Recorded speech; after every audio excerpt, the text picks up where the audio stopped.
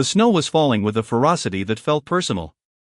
It wasn't the gentle, picturesque snowfall of a Christmas card, this was a relentless, wind-whipped assault that turned the city of Ashford into a sprawling canvas of white. The man standing at the window of the Sterling Tower penthouse felt a strange kinship with the storm. Both, it seemed, were trying to bury something. Marcus Thorne, at 44, was a man who had mastered the art of control. His jet-black hair was impeccably styled, a silver streak at the temple the only concession to the years he'd spent climbing the corporate ladder. His suit, a charcoal Zegna, was worth more than most people's monthly rent. He looked the part of the successful CEO, the master of his universe. But staring into the swirling snow, he felt the familiar hollowness settle in his chest. Tonight, the view meant nothing. The billions in market capitalization he'd overseen that day, the aggressive acquisitions he'd spearheaded, the empire he'd built from his father's modest construction company, it all felt as cold and fleeting as the snowflakes plastering themselves against the glass. He was alone at the top, and the only thing he could feel was the altitude. His executive assistant, Rachel, had left hours ago, her subtle encouragement to go home, Mr. Thorne, falling on deaf ears. Home was a penthouse on the other side of town, filled with art he'd bought from a consultant and furniture he'd never sat on. He'd built an empire, but he'd forgotten to build a life. He checked the platinum Patek Philippe on his wrist, a gift to himself for his 40th birthday, and saw that it was 6:45 p.m. His driver, Thomas, was caught in the gridlock that had paralyzed the city's arteries. "Another hour, sir," Thomas's voice had crackled through the phone. "I'm sorry." "Don't be, Thomas," Marcus had replied, his voice flat. "Take your time." In reality, he was relieved. The thought of returning to that silent, sterile apartment was a greater punishment than staying in his silent, sterile office. He was trapped in a life of his own making, a gilded cage built with his own two hands. He decided to take the stairs down from the 40th floor. It was a small act of defiance against the sterile elevator, a way to feel his own existence for a moment. The stairwell was quiet, the only sound the echo of his expensive leather shoes on the concrete steps. It felt like walking through a mausoleum of his own ambition. As he reached the ground floor and stepped through the revolving doors into the lobby, the sight of the city outside struck him. The storm had transformed Ashford into something almost fantastical. The buildings across the street, Georgian Revival masterpieces, were softened by the snow, their warm, amber windows glowing like promises of comfort. People rushed past the building's entrance, heads down against the wind, their faces pale and pinched. They were the hares, racing to get home, their lives a blur of activity. And then, he saw her. A small figure, barely visible against the iron railing that ran along the building's perimeter. She was a splash of unexpected color. A bright, cherry-red coat that seemed impossibly bright against the monochrome world. Her hair was a messy halo of dark curls, and a worn purple backpack sat at her feet. She stood perfectly still, a tiny island in a rushing river of people. Her eyes were scanning the faces of every passerby, her expression a mixture of hope and dawning despair. Marcus stopped. In the torrent of frantic movement, her stillness was jarring, unnerving. His first instinct, honed by a lifetime of urban survival, was to ignore her. It wasn't his problem. He had shareholders to worry about, a company to run. Somewhere, a woman was missing her daughter, he could see it in the child's face. But that was a tragedy for someone else to solve, a problem for the police, for social services. Why was she just standing there, watching? Everyone seemed to have a destination, a purpose, a warm home to go to. Everyone except her. The snow continued to fall, settling on her bare head. She wasn't wearing a hat. In the 30 years Marcus had been in the business world, he had made countless difficult decisions. He had fired thousands of people. He had dismantled rival companies and taken their assets without a second thought. He had done whatever was necessary to expand his influence. Yet, none of those actions had ever given him pause. But this little girl, in this horrible weather, was different. He felt a strange tug in his gut, a pull that went beyond reason. People continued to stream past her, a blur of wool coats and muffled conversations. They were eager to escape the cold, to get home to their families, their warm meals. They were so absorbed in their own worlds, they didn't even see hers. For Marcus, who was always seeing the bigger picture, the strategic angle, this was a failure on a societal level. Slowly, cautiously, he approached her, his footsteps crunching in the freshly fallen snow. He didn't want to frighten her, she looked like a deer caught in the headlights, ready to bolt. He crouched down, bringing himself to her eye level, a move that felt both alien and natural. "Are you lost?" he asked, his voice softer than he'd used in any boardroom. "It's freezing out here. Are you waiting for someone?" The little girl's eyes, a startling shade of hazel, locked onto his. They were wide and filled with a fear that made his stomach clench. She had been crying, the evidence was in the red rims around her eyes and the faint, dry tracks on her cheeks. Snowflakes clung to her dark curls, like tiny, frozen stars. "My mommy didn't come home last night," she said, her voice a thin, fragile thread that was almost swallowed by the howling wind. The words hit him with the force of a physical blow. This child, this tiny, fragile creature, was telling a complete stranger her deepest fear. He saw it now, the missing piece of the puzzle. The reason she wasn't moving, the reason she was scanning the crowds, the reason she was alone. Her world had fractured, and she was trying to find the pieces. A wave of sadness washed over him, so powerful it made him dizzy. This was a level of pain his spreadsheets and quarterly reports could never quantify. He forced his expression to remain calm and reassuring, a mask he had perfected over the years. He had to be steady for her. "What's your name, sweetheart?" he asked. "Lily. Lily Park." "Hi, Lily. I'm Marcus." He offered a small, gentle smile, trying to project warmth into the freezing air. "That's a very pretty name. Can you tell me what happened? Do you live nearby?" Lily's lower lip trembled as she tried to be brave. "We live on Chestnut Street, at the old yellow house. The one with the green door. Mommy usually comes home at 6, for dinner. She works at the hospital. She's a nurse. But she wasn't there this morning. What about your neighbor? Is there someone watching you?" Marcus asked. "Mrs. Gable. She lives next door. She made me breakfast and said I should go to school. But I'm too scared." Her voice dropped to a whisper. "What if something bad happened to Mommy?" Marcus felt a knot tighten in his throat. He was a man who had built his entire life on being prepared, on having a contingency plan for every eventuality. But he was completely unprepared for the raw, unadulterated trust in this child's eyes. She was looking at him, a stranger, as if he held the answer to all her problems. It was a heavy burden, but one he felt compelled to shoulder.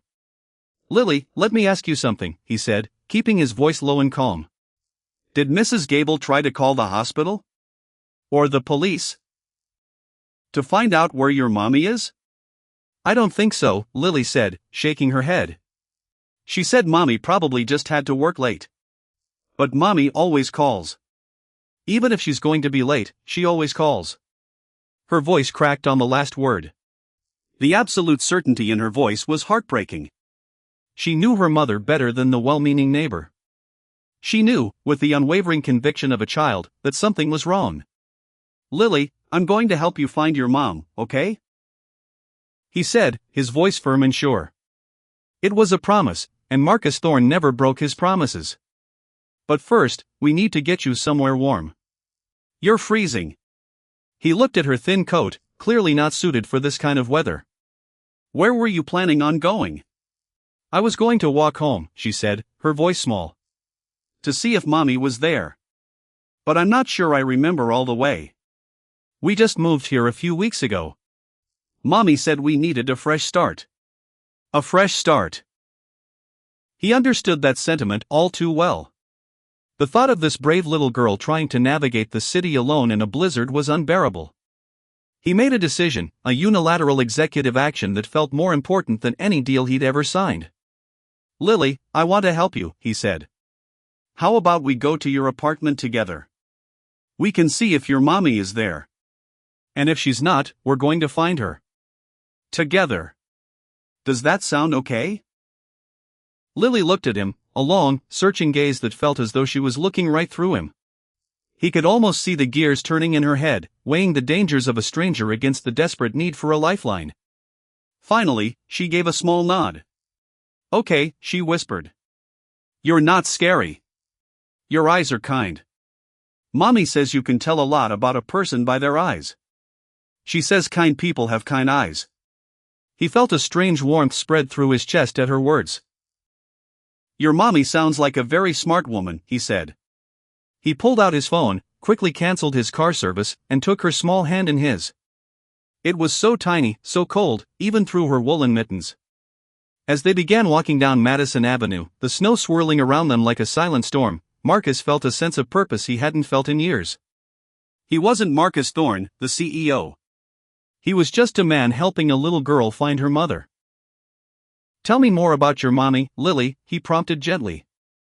He wanted to keep her talking, to distract her from the cold and the fear. What's her name? Grace. Grace Park, Lily said, her voice gaining a little more strength. She works at St. Jude's Hospital. It's a big hospital downtown. She helps people who are really sick. She's the best nurse they have. Everyone says so. That sounds like a very important job, Marcus said. She must be a wonderful woman. She is, Lily said, her voice full of pride. She reads me bedtime stories every single night, even if she's really tired. She makes the best chocolate chip pancakes on the weekends. And when I'm sad, she always knows how to make me feel better. She gives the best hugs. Marcus felt a lump forming in his throat. This simple, unadorned love story was more profound than any mission statement he'd ever crafted. It was the kind of love that built people up, that created a sense of safety and belonging. It was what he had been missing his entire life. What about your dad? He asked carefully. Is he at home? Lily shook her head solemnly. Daddy died a long time ago. He was a firefighter.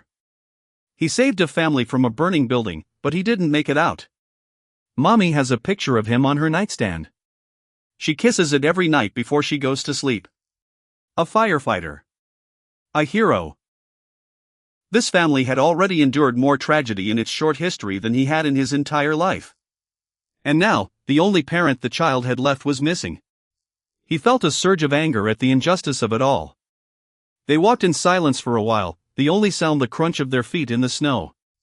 He noticed Lily was still scanning the faces of the people they passed, her small hand gripping his like a lifeline. The hope in her expression was painful to witness. Lily, Marcus asked, his voice gentle, when was the last time you saw your mom? Yesterday morning, when she dropped me off at school, Lily said. She kissed me goodbye and said she'd see me after school. But she never came. And I got scared. And Mrs. Gable, the neighbor, she wasn't worried? She said grown-ups sometimes forget things, Lily said. That mommy probably just had a lot of work. But I know mommy wouldn't forget about me. She loves me too much. Marcus squeezed her hand. Of course, she wouldn't, Lily. And you're right. Something must have happened. The conviction in her voice, the absolute trust in her mother's love, was something he found himself envying. His own parents had been distant, their love expressed through material things rather than actual presence. His own life was a testament to that kind of coldness. He had the money, the status, but he had never had this. They turned onto Chestnut Street, a quieter, older residential area lined with maple trees that were bare and skeletal against the winter sky. The houses here had character wraparound porches, bay windows, and fire escapes that clung to their brick facades like intricate metal sculptures. Lily led him to a modest two-story house, painted a faded but cheerful yellow. A bright green door stood out like a beacon. This is it, Lily said, her voice small and a little shaky. She seemed more hesitant now, as if afraid of what they would find inside. Marcus held the door open for her, and they stepped into a small foyer with a creaking wooden floor and a worn but colorful rug. The air was still and quiet. Lily led him up a flight of narrow stairs to an apartment on the second floor. She stopped at a white door with the number 2B painted on it. Lily reached into her backpack and pulled out a key attached to a bright pink ribbon. Mommy gave me this for emergencies, she explained. She said to never go into the apartment alone. Marcus nodded. This is definitely an emergency, Lily. Go ahead.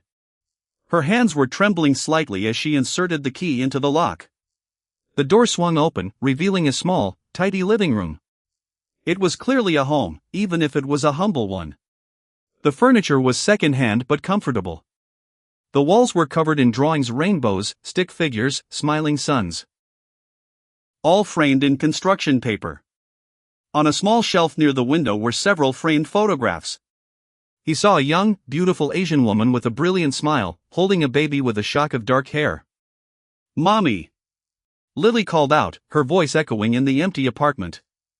"Mommy, are you home?" The silence that greeted her was deafening. She walked through the small living room, peeking into the kitchen and the single bedroom. Her face crumpled, and the tears she'd been holding back began to flow freely. "She's not here. Where is she, Mr. Marcus? Where's my mommy?" Marcus's heart ached for her. He knelt down and pulled her into a gentle hug, letting her cry against his chest. It was the first time he'd held a child in years, and the feeling was both terrifying and profound. "It's okay, Lily," he murmured into her hair. "We're going to find her. I promise. But right now, I need to make some calls, okay?" Marcus pulled out his phone and began his search. He called St. Jude's Hospital first. The receptionist who answered was polite but non-committal. "We have a patient by that name, but I can't release any information without authorization," she said in a monotonous drone. "This is an emergency," Marcus said, his CEO voice kicking in. "A 7-year-old child is alone. Her mother is missing. We need to know if Grace Park is there." "I understand, sir, but I cannot." "Put me through to the hospital administrator," he interrupted, his voice sharp. "Immediately." After a tense wait, a new voice came on the line. "This is Dr. Martinez, the head of nursing. How can I help you?" Marcus quickly explained the situation, his voice calm but urgent. "Dr. Martinez, I have her daughter with me. She is scared and cold. We need to know if her mother is at your facility." There was a pause on the other end. "Mr. Thorne, I do have some information. Grace Park is one of our nurses. She reported for her shift yesterday morning, but she collapsed during her lunch break. She had a severe case of pneumonia and was severely dehydrated. She's been admitted as a patient." Relief washed over Marcus like a wave. "Is she conscious?" "She is, but she's very weak," Dr. Martinez said. "She's been quite distressed, actually. She's been trying to leave the bed to get to her daughter. We've been trying to reach her emergency contact, a Mrs. Gable, but we haven't been able to get through." Marcus understood. Mrs. Gable was at work, she was a teacher and wouldn't have had her phone on. "Dr. Martinez, I'm bringing her daughter to see her right now. We'll be there within half an hour." He hung up and knelt down in front of Lily, who was watching him with terrified eyes. "Lily, I found your mom," he said, a genuine smile breaking across his face. "She's at the hospital where she works. She got sick, and the doctors are helping her feel better. But she's okay, and she's been worried sick about you. Just like you've been worried about her." Lily's face transformed. Her tears stopped. Her eyes widened. "Really? She's okay? Can we go see her?" "Absolutely," Marcus said. "Right now. We'll take a car." Within minutes, Marcus had arranged for a private car service. As they slid into the heated leather interior of a black sedan, Lily pressed her face against the window, watching the snowy streets of Ashford blur past. The city lights reflected in the wet glass, creating a magical, dreamlike effect. "Is Mommy really okay?" she asked again, the question a lifeline she was clinging to. "She's getting better, Lily. The doctors are taking good care of her. She's just going to be a little tired, okay? And she might look a little pale.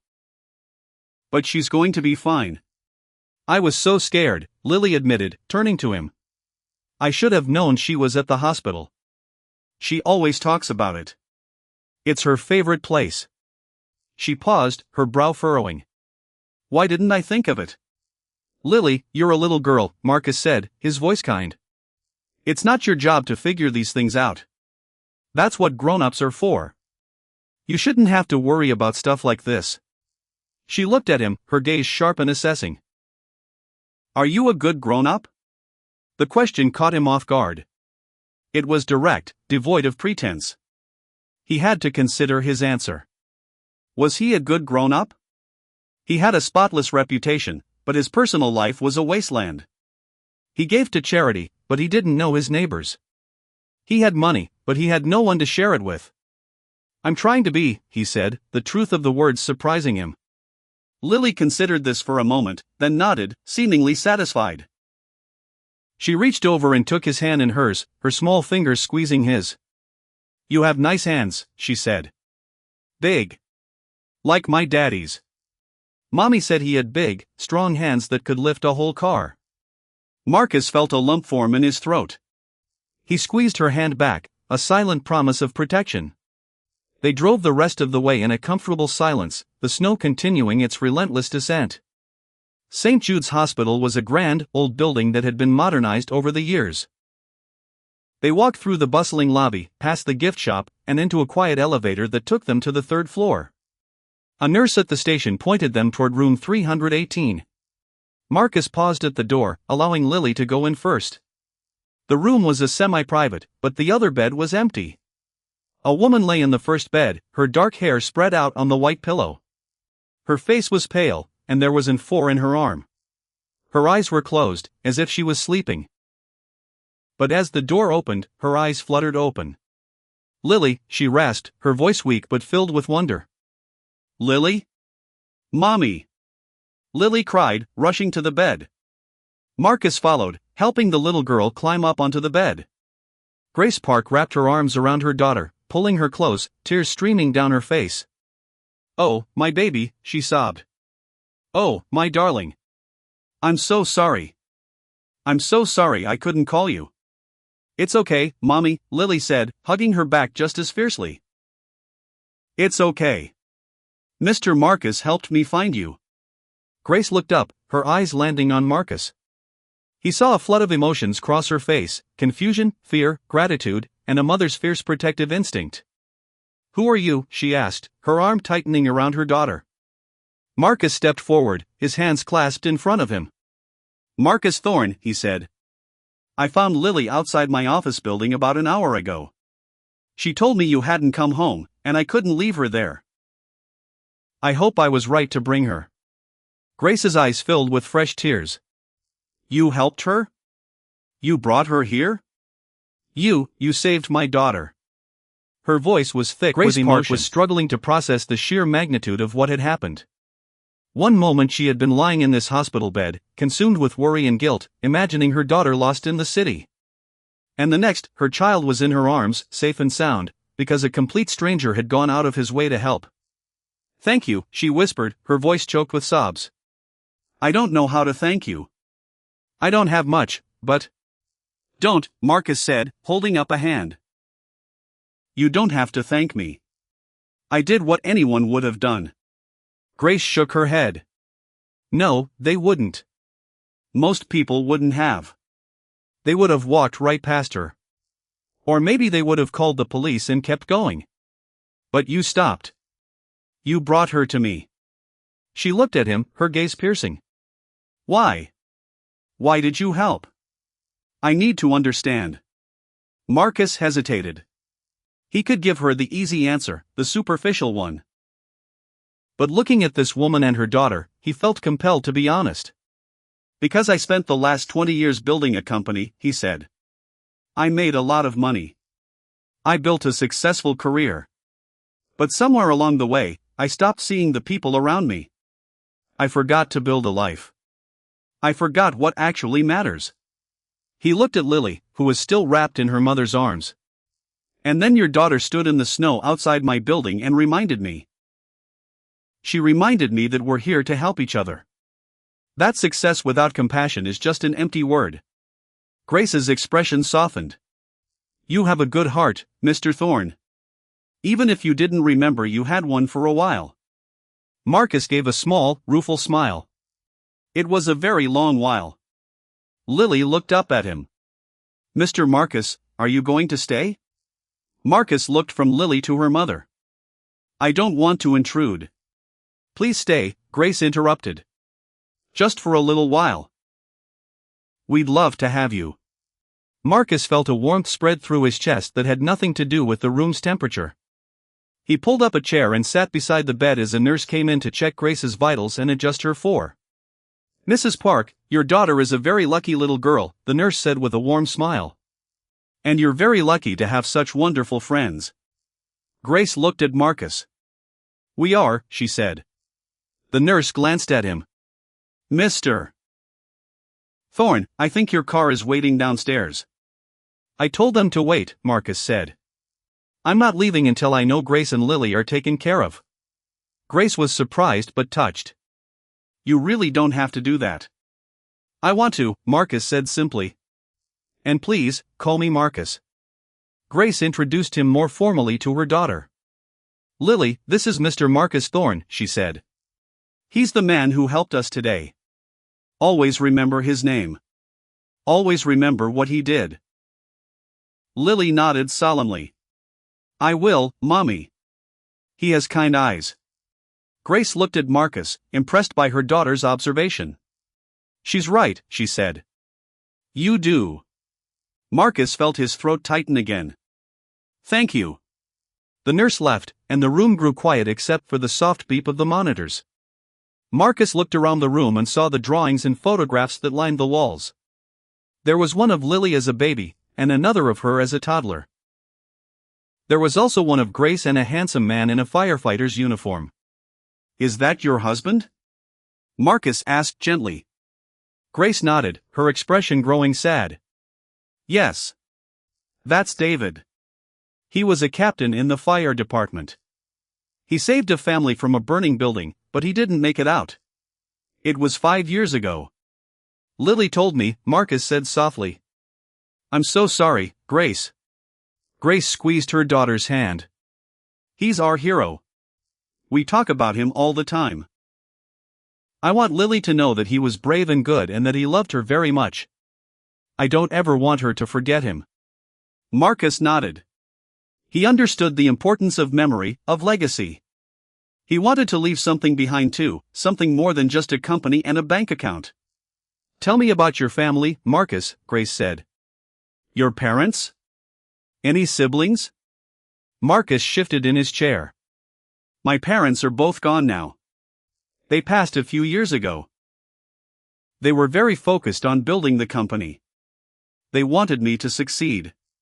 To continue their legacy. And I did. But I think I forgot to build a life for myself. I never married. No children." Grace looked at him with sympathy. "It's never too late, Marcus. You're still young." Marcus laughed softly, a wry sound. "I'm 44. That's not exactly young." "It's not old, either," Grace said firmly. "You still have time. Time to find a purpose. Time to find a family." Marcus looked at Lily, who was now playing with the edge of the blanket. "Maybe," he said. "Maybe I do." Grace's eyelids began to droop. She was exhausted from the pneumonia and the emotional roller coaster of the day. Lily was also starting to yawn. Marcus knew they both needed rest, but he couldn't leave them yet. "Grace, I want to help," he said quietly. "With the hospital bills. With whatever you need. Please, let me help." Grace started to protest. "I can't accept that, Marcus. You've already done so much." "It's not charity," Marcus insisted. It's me starting to build a life. I was just like a machine before. But this, being here, helping you and Lily, this is what I want to do. I want to be useful. I want to matter." Grace looked at him for a long moment, seeing the sincerity in his eyes. Finally, she nodded. "Okay. Thank you. But only because I know you mean it." Marcus smiled. "I do." He pulled out his phone and sent a message to his assistant, Stephen. "Cancel my meetings for tomorrow. I want to see you at my office at 7 a.m. for an emergency meeting." Stephen responded almost immediately. "Yes, sir. Is everything okay?" Marcus typed back. "Everything is fine. For the first time in a long time, everything is fine." Marcus had always thought of legacy in terms of buildings and money, of stocks and shares. His father had left him a profitable company. He was determined to leave an even more profitable one. But sitting in his hospital room, he realized that there were far more important things. He thought about the other single parents in the city who were struggling. He thought about the children who were standing alone in the cold, waiting for a mother who would never return. He thought about all the Graces and Lilies who needed help. "Stephen," he sent a final text. "Also, I want to set up a meeting with HR. I want to create a program for single parents in crisis. Emergency childcare, financial assistance, whatever is needed. I'll explain everything tomorrow." Stephen's response was quick.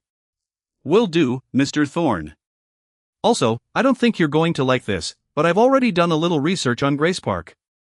"What did you find?" Marcus asked. "She's a single mother of a 7-year-old child. Her husband died in the line of duty. She's a nurse at St. Jude's. She lives in a small apartment on Chestnut Street. She's been struggling financially since her husband's death. She's a good person, Mr. Thorne. I think you made the right choice today." Marcus smiled as he read the message. "Thank you, Stephen. Good night." Marcus remained in the room as Grace and Lily drifted off to sleep. Lily was curled up against her mother, her head on Grace's shoulder, her hand clutched around her mother's wrist. It was a beautiful, heart-wrenching sight. Marcus spoke to the nurse in the hallway, arranging for a cot to be brought in for Lily.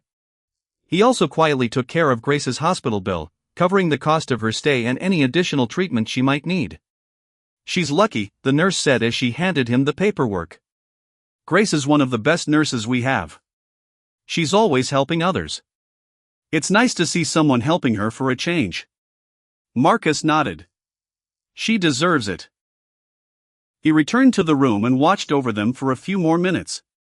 He watched the peaceful rise and fall of Grace's chest as she slept, watched the way Lily clung to her. It was a scene of pure, unadulterated love. He finally stood up and left the room, pulling the door closed gently behind him. He walked out of the hospital, the cold air hitting him like a shock. The snow was still falling, but it seemed different now. Less harsh. Softer. Marcus didn't go straight home. Instead, he walked through the snowy streets, thinking about everything that had happened. The weight of the city seemed different now. The buildings didn't look so imposing. The people didn't seem so cold. He thought about Grace and Lily. He thought about the program he was going to create. He thought about the future.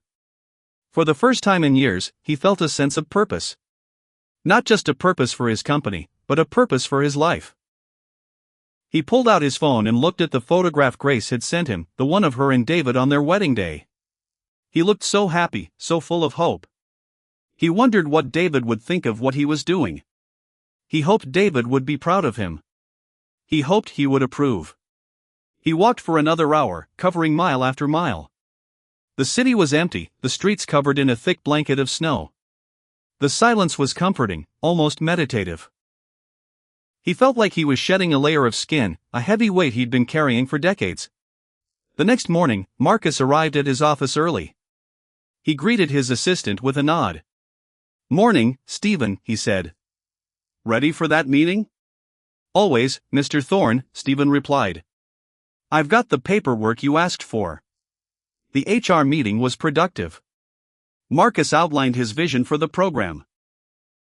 Emergency childcare for single parents, financial assistance for medical bills, and a fund for funeral expenses for employees who lost loved ones. "It's a significant investment, Mr. Thorne," the HR director said. "Are you sure about this?" "I've never been more sure about anything," Marcus said firmly. "We're going to make a difference. We're going to change lives." Later that morning, Marcus visited Grace and Lily at the hospital. He brought a large bouquet of flowers and a stuffed animal for Lily. "You really didn't have to," Grace said, clearly touched. "You've already done so much." Marcus shrugged. "This is what I want to do. I want to be a part of your lives. If you'll let me." Grace looked at him, her eyes shining. "Yes, Marcus. I'd like that." A few days later, Grace was released from the hospital. Marcus was there to pick her up. He took her and Lily to a nice restaurant for lunch. I heard about your new program, Grace said. It's amazing. You're going to help so many people. It was Lily's idea, Marcus said. She inspired me. Lily beamed. I did? Yes, you did, Marcus said. You taught me what really matters. Grace smiled. I'm glad you two met. Me too, Marcus said. More than you know. As they ate, Marcus found himself opening up to Grace in a way he never had before. He told her about his difficult childhood, his distant parents, the pressure he'd felt to succeed. Grace listened attentively, her eyes full of empathy. I'm sorry you had to go through that, she said. It must have been lonely. It was, Marcus admitted. But I think I needed to hit rock bottom to realize what I was missing. I needed to find my purpose. And I think I've found it. Grace nodded. I think so too. She reached across the table and took his hand. It was a small gesture, but it meant everything. Marcus felt a rush of warmth spread through his body. Weeks passed. Marcus became a regular presence in Grace and Lily's lives. He would help Lily with her homework, take her to the park, and support Grace in her recovery. The program he had implemented grew. It helped hundreds of families across the city. Marcus Thorne had become something more than just a CEO. He had become a leader in the truest sense of the word. One evening, as he was leaving the office late, he passed a little girl who was waiting in the snow, clearly lost. Marcus didn't hesitate. He approached her, just like he'd approached Lily. Are you okay? He asked gently. Are you waiting for someone? The little girl nodded. My mom should have picked me up by now. She works at a hospital. She's a nurse. Marcus felt a smile spread across his face. Come on, he said. Let's go find her. He promised himself he would find her. He promised himself he would help. He made the promise not only to the little girl but to himself. Marcus Thorne had started a movement. He had helped hundreds of children in crisis, and the happiness in their eyes told him it was right. He was no longer just a man. He was a hope, a promise, and a hero. One evening, as he returned to the hospital for a regular visit, he found Grace waiting for him in the lobby. Hi, she said, a warm smile on her face. I've been meaning to talk to you. About what? Marcus asked. Grace took his hand, and he felt a warm, tingly feeling shoot up his arm. About us, she said. I think we need to figure out what we are to each other. Marcus looked into her eyes and knew the answer. He had been searching for a purpose his whole life, and he had finally found it. It wasn't in the boardroom. It wasn't in his bank account. It was right here, in the eyes of this woman and her daughter, who had shown him the way back to himself. I think, Marcus said, I've been trying to build a life. And I think I just found the missing piece. He leaned in and kissed her, a gentle, tender kiss. It was the first step in a new journey, a journey of hope, love, and redemption. The snow was still falling outside, but it didn't matter anymore. Marcus had found his purpose.